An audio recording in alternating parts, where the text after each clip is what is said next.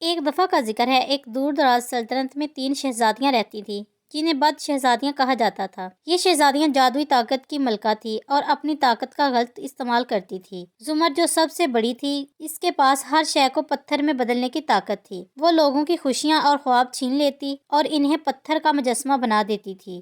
یاقوت کے پاس ہوا کو قابو کرنے کا جادو تھا۔ وہ جب چاہتی تیز ہوا چلا کر فصلوں کو برباد کر دیتی تھی اور لوگوں کی روزی روٹی چھین لیتی تھی۔ سب سے چھوٹی لال کے پاس آگ کا جادو تھا۔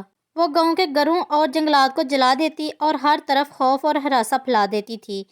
ایک دن ایک نوجوان جادوگر لڑکا جس کا نام آریان تھا، اس سلطنت میں آیا۔ جب آریان کو بد شہزادیوں کے ظلم کے بارے میں معلوم ہوا تو اس نے فیصلہ کیا کہ وہ ان کو روکنے کے لیے کچھ کرے گا۔ آریان نے ایک قدیم جادوئی کتاب سے ایک ایسی تلوار بنائی جو ان بد شہزادیوں کی طاقت کو ختم کر سکتی تھی، مگر اس تلوار کو چلانے کے لیے اس سے شہزادیوں کی کمزوری جان نہیں پاتی۔ آریان نے ایک بوڑھی دانا عورت سے مشورہ کیا کہ جو پہاڑوں میں رہتی تھی۔ بوڑھی عورت نے آریان کو بتایا کہ ہر شہزادی کی طاقت اس کی سب سے بڑی کمزوری بھی ہے، اور اگر وہ ان کے دلوں میں چھپے حسد اور لالچ کو ختم کر دے تو ان کی طاقتیں بھی ختم ہو جائیں گی۔ زمر آئینے کی طرف دیکھتی ہے اور اپنے پتھر جیسے دل کو دیکھ کر گھبرا جاتی ہے۔ یہ کیا ہے؟ میں تو ہمیشہ سے طاقتور رہی ہوں، مگر یہ میرے دل کو کیا ہو گیا ہے؟ ارے تم نے لوگوں کی خوشیاں اور خواب چھینے ہیں، اس لیے تمہارا دل پتھر بن گیا ہے۔ آگے یاقوت کے سامنے آتے ہی یاقوت تیز ہنسی کے ساتھ، تمہاری یہاں کیا وجہ ہے؟ دیکھو، تمہیں میری تیز ہوائیں اڑا دیں گی۔